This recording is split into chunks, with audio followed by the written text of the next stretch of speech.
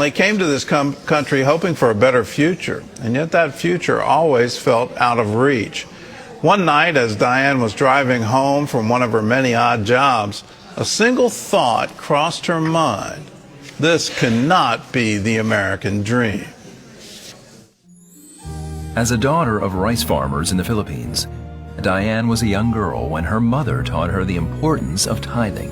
We will put like 10 to 20 sacks of this rice, and we will bring it to the church. And she always tells me, the most important thing in this world is to give to God's work and to God's kingdom. As a young kid, you will never forget that. And it's a way of life. When she moved to Portland, Oregon, she thought success would come easily in the land of opportunity. I was very surprised that I had to take odd jobs. I had to do a waitering for a restaurant. I had to work for my cousin who had like a shipping business, a retail. And I was thinking to myself, when I drive home, I was actually crying to God and asking like, wait, is this the American dream? This cannot be it. Her sister, who had immigrated to the States years earlier, encouraged Diane to become a licensed insurance agent. Soon after, Diane passed the state exam and began building her client portfolio. It's all about them and never about me. I'm here to serve. They feel that, right? They just want to be heard. They just want to know that I care about them, that I have best intentions for them. Through the years, her insurance business saw exponential growth. Diane says her financial increase came as a result of what she learned from her mom about tithing. I think it's one of God's main principle is to give to His work. Because if you do give to His work, He will bless you with such an abundance and overflowing of blessings. It's a principle. It's like 1 + 1 equals 1,000. Test God on it. And I've seen it happen over and over and over again. In 2015, she bought land as an investment and began construction on a senior living facility. When it was completed in 2020, she had trouble obtaining the proper permit to open. With mounting financial pressure and a mortgage of $100,000 per month coming due, Diane continued to give and trust God to provide.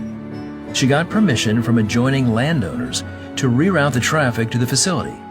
Soon after, the building inspector surprised her with the permit she needed. The guy says, I don't know what you have, but you must have something because you're the only one that made it happen. And I said, you know something? It's God. It's my God. It's my Jesus that made it happen. It's my faith in Him, His goodness, His grace that made this happen. Diane sold the building a year later at a huge profit. She continues to expand her insurance business and finds joy in giving and supporting God's work around the world. We are blessed to be a blessing in this world. That we're at about 30% of our income now, giving away to some nonprofit and to our church at 5F. It's a principle that is not something that is negotiable.